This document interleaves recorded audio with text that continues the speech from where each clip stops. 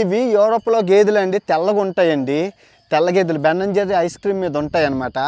అమ్మ మా ఊర్లో గేదెలు ఉన్నాయి, ఆటగాళ్ళు గేదెలు. మిమ్మల్ని చూపించామనుకో మామూలుగా ఉండదు, మామూలుగా ఉండదు. మీరు అంటే యూరోప్లో ఉండడం వల్ల మీరు తెల్లగా పాలు ఎక్కువ వస్తాయండి ఈ ఆవులకి, గేదెలకి. చూడు నువ్వు నాకు చూడు అందంగా ఉన్నావు. మా ఊడికి చెప్పానంటే మా ఇంటి పక్కన గేదెకి మామూలుగా ఉండదు. గేదెలు మా ఇంటి పక్కన ఉన్నాయమ్మా, మామూలుగా ఉండదు. పేకాట ఆడేస్తాడు నీకు. అందంగా ఉన్నారు.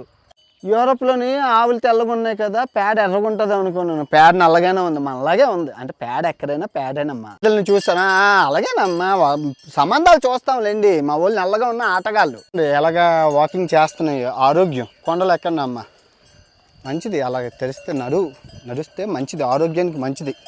యూరోప్లో మీరు ఇంత అందంగా ఉండడానికి గల కారణం ఎక్సర్సైజులు చేయడం వల్ల అమ్మా. మాకు అర్థమైపోయింది. ఇంత తెల్లగా అందంగా ఉన్నాయి, బాగున్నాయి.